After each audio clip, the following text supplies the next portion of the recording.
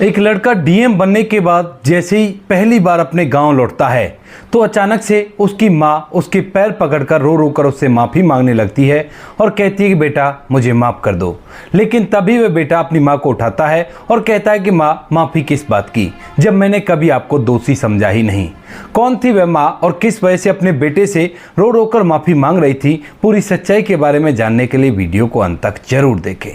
एक गांव के अंदर एक सुरेश नाम का व्यक्ति रहा करता है जिसकी पत्नी का नाम सीमा होता है और सीमा और सुरेश बड़े ही खुश होते हैं। धीरे धीरे समय बीतता है और समय के साथ साथ जो सीमा होती है वह गर्भवती हो जाती है और उसके बाद जिस दिन वो बच्चे को डिलीवरी देती है उसी दिन वह इस दुनिया को छोड़कर विदा हो जाती है। नवजात शिशु इस दुनिया के अंदर अकेला रह गया था, उसकी माँ को ऊपर वाले ने छीन लिया था। लेकिन उसके बाद जो सुरेश होता है वह अपने बच्चे को खुद से पालने पोसने लगता है। लेकिन जैसे ही यहाँ पर पड़ोस वाले सुरेश की हालत देखते हैं तो उसके बाद वह उसे सलाह देने लगते हैं कि तुम दूसरी शादी कर लो, इस तरह से बच्चे की परवरिश नहीं हो पाएगी। तो जो सुरेश होता है पहले पहले तो मना करने लगता है, लेकिन जब अड़ोस पड़ोस वाले यारी रिश्तेदारी के जो भी लोग होते हैं वो सभी उससे बार बार कहने लगते हैं तो वो उनके कहे अनुसार एक दूसरी शादी कर लेता है। दूसरी शादी उसकी रेखा नाम की लड़की से होती है और रेखा जैसे इस घर के अंदर आती है तो वह आते ही उसके पहले बेटे जिसका नाम पवन होता है उससे नफरत सी करने लगती है। न जाने ऐसा क्या था लेकिन वह उससे बहुत ज्यादा नफरत करने लगी थी।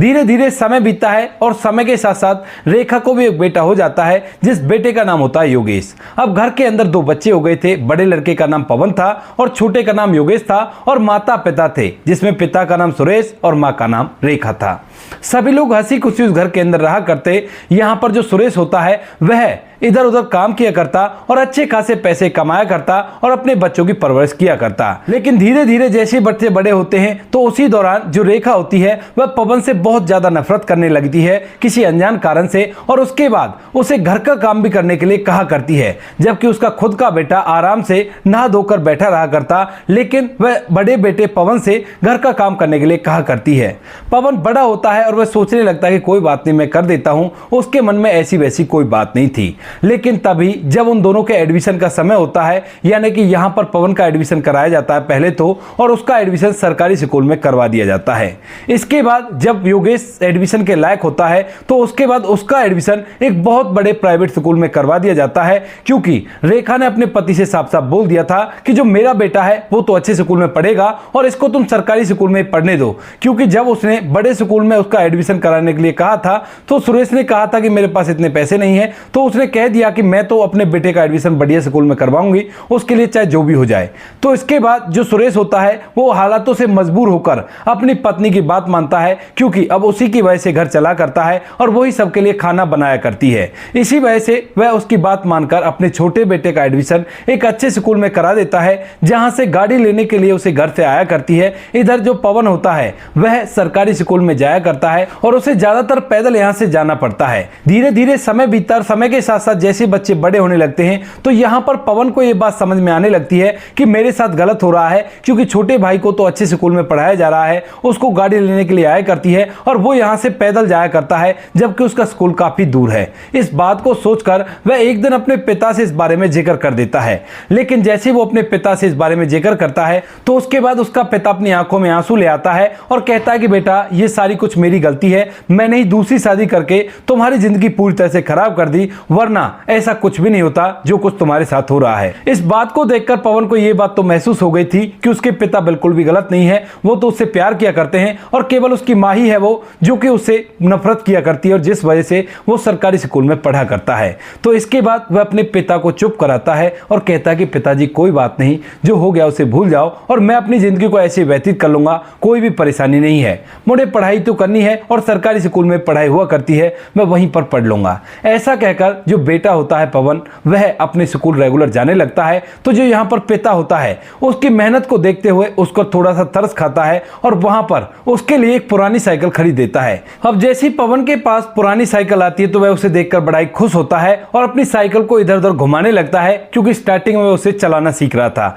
लेकिन वहीं पर जब यह बात योगेश को पता चलती है तो वह उससे धीरे धीरे खुद भी घृणा करने लगा था और उसके बाद अपनी माँ से कहने लगता है कि माँ देखो, इसको साइकिल दिला दी है पिताजी ने तो मुझे भी साइकिल चाहिए और मैं तो बिल्कुल नई वाली साइकिल लूंगा। अब इस बात को सुनकर जो यहाँ पर माँ रेखा होती है उसे भी ये बात ठीक लगती है और अपने बेटे का सपोर्ट करते हुए वह अपने पति से लड़ाई कर देती है। अक्सर ऐसा ही हुआ करता था, जब भी कभी सुरेश अपने बड़े बेटे के लिए आवाज उठाया करता तो यहाँ पर जो रेखा होती है वह उससे लड़ाई कर दिया करती है और उसे पूरी तरह से धमका दिया करती है। इसी वजह से लड़ाई के डर से जो सुरेश होता है वह चुपचाप उनकी बात मान जाता है और ऐसा ही यहाँ पर होता है। इस बार भी जो सुरेश होता है वह उनकी बात मान जाता है और इधर उधर से कुछ पैसे लेकर साइकिल खरीद देता है। लेकिन इस साइकिल को जो छोटा बेटा योगेश होता है वह ज्यादा दिन नहीं चलाता है और इधर उधर थोड़े दिन चलाकर ऐसे ही डाल देता है। इधर जो पवन होता है वह साइकिल को अपनी जान से ज्यादा प्यार किया करता और अब उसी से वह बैठकर स्कूल जाया करता है जब उसे साइकिल चलानी आ गई है। यहाँ पर पिता अपने बेटे को समझाता रहता है क्योंकि अब जैसे जैसे वो बड़ा हो रहा है तो उस पर घर के काम का बर्डन भी काफी ज्यादा बढ़ जाता है, क्योंकि मां नहीं चाहती है किसी भी तरह से कामयाब हो और ये ऐसे ही रहना चाहिए। अगर वो उसके बेटे से आगे निकल गया, यानी कि अगर पवन योगेश से आगे निकल गया तो चारों तरफ लोग ये कहेंगे कि देखो बच्चे की मां भी नहीं थी और उसके बावजूद भी आगे निकल गया। इसी वजह से जो मां रेखा होती है वह उसको ज्यादातर घर के कामों में उलझा कर रखा करती और पढ़ने लिखने पर बिल्कुल भी गौर नहीं देने दिया करती। इधर जो पिता होता है वह इस बात को देखकर परेशान तो काफी होता है, लेकिन वह हालातों से मजबूर था और इसी वजह से वह अपने बेटे से कहा करता है कि बेटा चाहे जो भी हो जाए तुम्हें पढ़ाई को नहीं छोड़ना है। अगर तुम पढ़ाई करोगे तो जरूर से किसी अच्छी सी पोस्ट को हासिल कर सकते हो और अगर तुमने अच्छी पोस्ट हासिल कर ली तो उसके बाद जिंदगी आराम से व्यतीत होगी, कोई भी दिक्कत नहीं है। यह बात पवन के दिमाग में बैठ जाती है और उसके बाद वह घर का काम करने के बावजूद भी रात के समय में पढ़ाई किया करता और जब स्कूल जाया करता तो वहां पर भी पढ़ाई किया करता। ना तो उसकी कोई केयर करने वाला था, वह खुद ही अपना काम करके वहां से जाया करता था। थोड़ा बहुत पिताजी उसको देखा करते थे, लेकिन पिताजी को इतनी फुर्सत कहां थी, क्योंकि पिता तो बाहर कमाने के लिए जाया करता, क्योंकि परिवार का गुजर बसर भी करना था। इसी वजह से पवन खुद में खुद अपनी जिंदगी को आसान बनाता है और सभी के साथ हंस मुस्कुराकर बात किया करता। चाहे उसकी सौतेली माँ से कुछ भी कह लिया करती, लेकिन किसी भी बात का वह बुरा नहीं माना करता और उन बातों को चुपचाप सुनकर ऐसे ही छोड़ दिया करता। धीरे धीरे समय बीतता है और समय के साथ साथ दोनों बच्चों की स्कूली एजुकेशन कंप्लीट हो जाती है और उसके बाद जो छोटा बेटा होता है योगेश, उसका एडमिशन तो एक बहुत अच्छे कॉलेज में कराया जाता है जो कि प्राइवेट कॉलेज था। लेकिन यहां पर जो पवन होता है वह एक गवर्नमेंट कॉलेज में एडमिशन लेता है और वहां पर रहकर अपनी पढ़ाई करता है। पिता उसको अब तक भी मोटिवेट किया करता है और धीरे धीरे इन दोनों की ग्रेजुएशन भी कंप्लीट हो जाती है। लेकिन ग्रेजुएशन करने के बाद जो छोटा बेटा योगेश होता है वो अपने दोस्तों के साथ इधर उधर आवारा घूमने लगा था और इसी कारण से वह शराब भी पीने लगा था। अब यह बात मां को तो पता थी, लेकिन मां अपने बच्चे की इमेज को बचाने के लिए इस बात को अपने पति से छुपाती है और यहां तक कि इस बात के बारे में पवन को भी नहीं पता होता है। इसके बाद जो पवन होता है वह आगे किसी सरकारी नौकरी की तैयारी करने के लिए इधर उधर कोचिंग करने लगता है और अपने लिए एक छोटा सा रोजगार पकड़ लेता है, क्योंकि यहां पर रहकर वह काफी ज्यादा परेशान हो गया है और वैसे भी जब उसे घर का काम इतना करना ही पड़ता है तो कहीं पर भी वो काम कर लेगा और अपना समय व्यतीत कर लेगा। पिता भी उसकी इस बात के लिए एग्री होता है और वह कहता है कि ठीक है बेटा तू ऐसा ही कर और मैं वहीं पर तेरे लिए पैसे भेज दिया करूंगा और तू आगे की पढ़ाई इस तरह से कर ले। इसके बाद जो पवन होता है शहर में जाकर अपने लिए एक छोटा सा कमरा लेता है और वहीं पर कमरे के अंदर रहकर पढ़ाई लिखाई किया करता और सुबह शाम 1-2 घंटे पार्ट टाइम काम भी किया करता है। पिता भी उसको काफी ज्यादा सपोर्ट किया करते हैं और इधर जो छोटा भाई योगेश होता है वह ज्यादातर अपने दोस्तों के साथ घूमा फिरा करता और आगे की पढ़ाई पर बिल्कुल भी गौर नहीं देता है। धीरे धीरे कुछ समय बीतता है और कुछ समय बाद जो योगेश होता है वो शराब का बहुत ज्यादा आदी हो गया था और इसके बाद जब ये बात संभलती नहीं है तो रेखा ये बात अपने पति सुरेश को बता देती है और जब सुरेश के सामने ये बात आती है तो उसके बाद वह अपनी पत्नी और अपने छोटे बेटे पर बुरी तरह से फटकार लगाने लगता है और कहता है कि ये कौन सा तरीका हुआ, इस तरह से घर को बर्बाद करना कहां का कानून है। मैं इतनी मेहनत से पैसा कमाया करता हूं और तुम उसे शराब में उड़ाया करते हो और तुम इसकी करतूतों पर पर्दा डाला करती हो। ये बिल्कुल भी ठीक नहीं है। अब तो मेरा बड़ा बेटा भी यहां पर नहीं है जिससे तुम जला भुना करते थे, वो भी अकेला रहकर अपना समय व्यतीत कर रहा है। लेकिन कुछ देर सुनने के बाद जो रेखा होती है वो उल्टी अपने पति सुरेश पर चढ़ बैठती है और अपनी किसी भी गलती को मानने के लिए तैयार नहीं होती है। वह उल्टा अपने पति को धमका देती है और कहती है कि ऐसे ही हुआ करते हैं परिवार, सभी के बच्चे शराब पिया करते हैं, हमारा बच्चा कोई अनोखा शराब पी रहा है, पीने दो इसे, और वैसे भी एक ही तो बच्चा है, वो तो अपने काम को खुद से चला रहा है, तो यहां पर हम इसकी मुराद भी पूरी नहीं कर सकते, कोई भी दिक्कत नहीं है। इसके बाद जो योगेश होता है उसे ये बात सुन जाती है और वह और भी ज्यादा शराब का आदी हो जाता है। पिता हमेशा की तरह चुप रह जाता है और कुछ भी नहीं कह पाता है। धीरे धीरे कुछ समय बीतता है और जैसे ही यहां से जाए हुए पवन को लगभग 2 साल बीतते हैं तो 2 साल बाद जो पवन होता है उसने यूपीएससी यूपीएससी का एग्जाम क्लियर कर दिया था, उसका इंटरव्यू भी हो गया था, प्री भी हो गया था और मेन भी हो गया था, यानी कि वो एक आईएएस ऑफिसर बन गया था। अब उसे ट्रेनिंग करनी थी और ट्रेनिंग करने के बाद वह एक अधिकारी बन चुका था। इस बात को वह सबसे पहले अपने पिता को बताता है। इस बात को सुनकर पिता बड़ा ही खुश होता है, लेकिन यह बात जैसी पवन के गांव में पता चलती है तो लोग इस बात पर विश्वास नहीं करते, सोचते हैं कि वो सौतेला है, वो ऐसा कैसे बन सकता है, क्योंकि बचपन से उसकी हालत काफी ज्यादा खराब रही है और वो तो बिल्कुल भी ऐसा नहीं बन सकता। इसी बात को सोचकर गांव वाले विश्वास नहीं करते हैं और यहां पर जो पिता होता है वह भी इस बात को ज्यादा लोगों के सामने दोहराता नहीं है और चुपचाप अपने मन के अंदर रखता है। धीरे धीरे 2 साल भी कंप्लीट हो जाते हैं और 2 साल के अंदर पवन की ट्रेनिंग कंप्लीट हो गई थी। जैसे उसकी ट्रेनिंग कंप्लीट होती है तो उसके बाद यहां पर जो गांव के मुखिया होते हैं उनको ये बात बताई जाती है कि आपके यहां का एक लड़का अधिकारी बन चुका है और वह अपने गांव वापस लौट रहा है, तो उसका अगर स्वागत करना चाहते हो तो बेशक से कर सकते हो। गांव के मुखिया जब ये बात सुनता है तो पूछने लगता है कि कौन लड़का है, क्या नाम है उसका। तो उसके बाद उसे उसका नाम बताया जाता है और नाम को सुनकर वह पूरी तरह से हैरान हो जाता है। इसके बाद सभी गांव वालों में यह बात धीरे धीरे फैल जाती है कि यहां पर जो सौतेला लड़का पवन होता है वह एक बड़ा अधिकारी बन चुका है और वह गांव में आ रहा है और सरपंच जी उसकी स्वागत के लिए तैयार है। यह बात घूमते घूमते रेखा तक भी पहुंच जाती है और जब रेखा यह बात सुनती है तो उसे अपने कानों पर विश्वास नहीं होता कि जिस सौतेले बेटे को वो हमेशा से नीचा दिखाना चाहती थी वह आज इतना ऊंचा उठ चुका था कि उसकी तरफ देखने की उसकी हिम्मत नहीं होती है। रेखा और योगेश दोनों के दोनों इस बात से पूरी तरह से हैरान हो जाते हैं और अंदर ही अंदर उनके तन बदन में आग लग जाती है कि ऐसा कैसे हो गया, इसे तो ऐसा कुछ भी नहीं बनना चाहिए था। इसके बाद जो रेखा होती है वह पहले तो अपने बेटे योगेश से लड़ाई करती है, लेकिन यहां पर सुरेश आ जाता है और उन दोनों को शांत कराता है। इसके बाद जो रेखा होती है अपने पति से माफी मांगती है, कहती है कि मुझे माफ कर दीजिए, मैंने अपने बच्चों में भेदभाव किया और यह बहुत ही गलत था। इसके बाद सुरेश उसे धमका देता है, कहता है कि अब तक तुमने जो किया था उसको पर्दा डालने के लिए यह काफी नहीं है, क्योंकि तुमने उस बच्चे की जिंदगी को बर्बाद करने में कोई भी कसर नहीं छोड़ी है, तो अब माफी मांगने से क्या फायदा है। ऐसा कहकर वह उसे धमका देता है और यहां पर अपने बेटे योगेश को भी धमका देता है, कहता है कि सीख कुछ अपने बड़े भाई से, उसने इतनी मुसीबतों के साथ भी अपने आप को इस दुनिया में साबित करके दिखाया और तू केवल एक शराबी बनकर रह गया है। इस बात को सुनकर योगेश भी अपना सर नीचे की तरफ कर लेता है और उसके सामने उसकी जिंदगी की सारी वो गलतियां याद आती हैं जब वह अपने भाई से जलने लगा था और उसको छोटी छोटी बातों पर नीचा दिखाया करता, क्योंकि यहां पर जो पवन होता है उसके लिए तो नए कपड़े आया ही नहीं करते, वह तो इधर उधर से फटे पुराने कपड़ों को पहन लिया करता, लेकिन यहां पर जो छोटा भाई योगेश होता है उसके लिए हमेशा से नए कपड़े आया करते और किसी भी चीज के लिए सबसे पहला हक योगेश का हुआ करता। वह सोचने लगता है इस बात को गहराई से और उसके बाद वह भी पूरी तरह से शर्मिंदा हो जाता है। अब तक टाइम हो गया था डीएम साहब का गांव लौटने का और जैसे डीएम साहब बस के थ्रू अपने गांव में आते हैं तो गांव में आने के बाद गांव वाले बैंड बाजे और फूल मालाओं के साथ गांव के अड्डे पर तैयार खड़े हुए थे और जैसे यहां पर पवन उतरता है अपनी बस से तो उसके बाद एकदम से उसको चारों तरफ से घेर लिया जाता है और बैंड बाजा और फूल मालाओं के साथ उसका स्वागत किया जाता है। पवन इस बात को देखकर काफी ज्यादा हैरान है,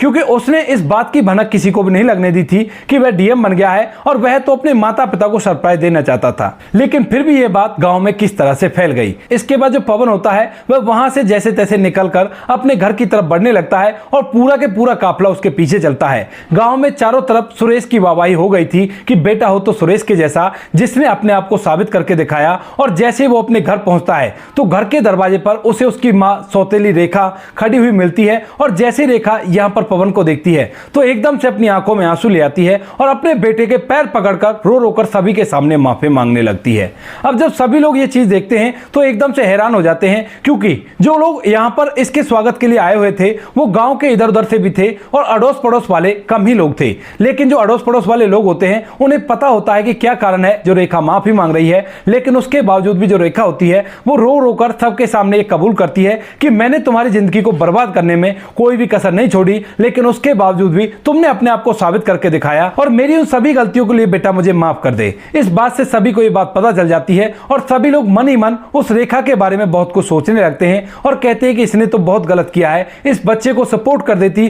तो शायद ये और भी आगे निकल सकता था। लेकिन तभी जो पवन होता है वह अपनी मां को कंधों से पकड़ता है और कहने लगता है कि मां, आपने जब कोई गलती की ही नहीं है तो आप किस बात की माफी मांग रहे हो और किस वजह से मैं आपको माफ करूं। यह बात सुनकर सभी लोग पूरी तरह से हैरान हो गए थे, क्योंकि अब तक सभी को पता चल गया था कि यहां पर जो पवन है उसको बहुत ज्यादा परेशान किया गया था और उसके बावजूद भी उसने अपने आप को साबित किया था। तभी वहां पर सुरेश आता है और कहने लगता है कि बेटा ये तू क्या कह रहा है, इस बात का गवाह मैं हूं कि तुम्हारी मां ने तुम्हें कितना परेशान किया है और तुमने किस तरह से अपने जीवन को जिया है। अगर तुम्हें अच्छी तरह से सुविधाएं मिलती जैसे कि तुम्हारे छोटे भाई को मिली थी, तो हो सकता है तू और भी अच्छी तरह से अपने जीवन को बना लेता और अपने आप को साबित करके दिखाता। लेकिन तभी पवन अपने पिता की तरफ देखकर मुस्कुराने लगता है और वहीं पर जोर से कहने लगता है कि ये मेरे पिता की भूल है जो वो सोच रहे हैं। असलियत में जो मेरी मां ने मेरे साथ किया था वह मेरे लिए कोई अत्याचार नहीं था, कोई मेरे लिए गलत काम नहीं था, मेरे लिए भलाई था। क्योंकि उन्हीं मुसीबतों को सहन करके मैं इतना कठोर बन गया कि मैं इस चुनौती को पार कर पाया,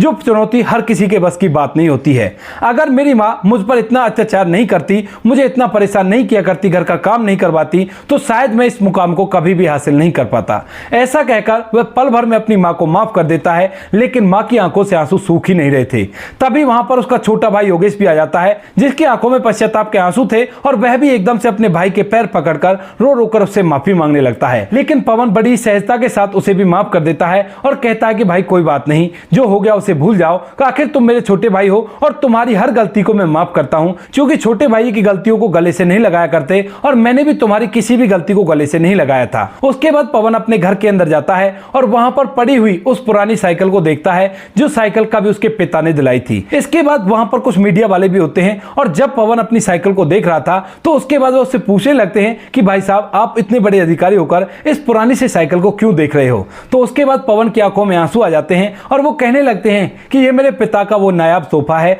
जिसके सामने हर तोहफा फीका है। इसके बाद जो न्यूज वाले होते हैं वो उससे उसकी पूरी कहानी सुनने लगते हैं और यहाँ पर पवन अपनी पूरे जीवन की कहानी उनके सामने रख देता है। जब पवन की पूरी कहानी न्यूज वाले और वहां पर जो लोग मौजूद थे वो सुनते हैं तो उन सभी की आंखों में आंसू आ गए थे और साथ में जो पवन होता है वह भी अपनी बात को बताते हुए फूट फूट कर रोने लगा था, क्योंकि पवन के जीवन का संघर्ष एक ऐसी प्रेरणादायक कहानी थी जो शायद ही किसी के जीवन की हो सकती थी। पवन इस बात को कहने के बाद अपने आंखों के आंसू को पोंछता है और कहता है कि भला हो मेरी मां का जो उसने मुझसे नफरत की, वरना शायद मैं इस मुकाम को हासिल नहीं कर पाता। इसके बाद पवन अपने घर के अंदर रहता कुछ दिनों तक, क्योंकि पोस्टिंग होने में भी टाइम है और इतने दिन वो यहीं अपने परिवार के साथ बिताता है। जो मां कभी उसे नफरत किया करती थी वह आज उसे अपने सगे बेटे से ज्यादा मानती है और जो भाई उसे बार बार पर ताना मारा करता था वो आज उसे अपना बड़ा भाई मानता है और उसके कहे अनुसार चलने के लिए तैयार होता है। इधर जो गांव वाले उसे कहा करते थे कि सौतेला है, इससे कुछ भी नहीं होगा, उन लोगों की आंखों में भी अब पवन की इज्जत और भी ज्यादा बढ़ गई थी और पवन अब एक बहुत बड़ा अधिकारी बन गया था। इसके बाद जो पवन होता है अपनी पोस्टिंग के लिए चला जाता है और वहां पर रहने लगता है। धीरे धीरे समय बीतता है और समय के साथ साथ जब दोनों बच्चों की शादी होती है तो शादी के बाद माता पिता बड़े बेटे के पास रहना प्रेफर करते हैं, क्योंकि छोटा बेटा अभी तक शराब की लत को नहीं छोड़ पाया है और जब भी कभी वह शराब पी लिया करता तो अपनी मां से और अपने पिता से लड़ाई कर दिया करता है और इसी वजह से माता पिता का ठिकाना अपने बड़े बेटे के पास ही होता है। तो जिस सौतेलों को मां ने बुरी तरह से परेशान किया उसी के साथ अब वह अपना जीवन व्यतीत कर रही है और यहां पर जो पवन की पत्नी होती है वह भी अच्छी तरह से अपने सास ससुर की देखभाल कर रही है और कोई भी कैसी भी दिक्कत नहीं है। जब पवन अपने छोटे भाई के जीवन को बिगड़ता हुआ देखता है तो उसके बाद जो पवन होता है वह अपने पैसों से उसके लिए एक छोटा सा रोजगार चलाता है और कहता है कि भाई तुझे ये रोजगार बिल्कुल भी नहीं छोड़ना है और शराब को तो हाथ ही नहीं लगाना है। अब जब बड़ा भाई उससे कहता है किसी काम के लिए तो उसके बाद योगेश भी उसकी बात को मानता है और धीरे धीरे करके वह शराब को छोड़ देता है और इस रोजगार पर कमाने लगता है। तो दोस्तों ये थी आज की कहानी। आपको जैसी भी लगी हो कमेंट सेक्शन में बता देना। वीडियो अगर अच्छी लगे तो वीडियो को लाइक और चैनल को सब्सक्राइब जरूर करें ताकि हमें थोड़ा सा हौसला मिल सके आप लोगों के लिए ऐसे अच्छे वीडियो बनाने के लिए। इन कहानियों को सुनाने का उद्देश्य किसी को परेशान करना बिल्कुल भी नहीं है। ये कहानी आपको इसलिए सुनाई जाती है ताकि आप लोग इन कहानियों में से कुछ ना कुछ सीख सको और अपने जीवन में उस चीज को अप्लाई कर सको। मिलते हैं किसी नेक्स्ट वीडियो नए टॉपिक के साथ, तब तक के लिए जय हिंद, जय भारत,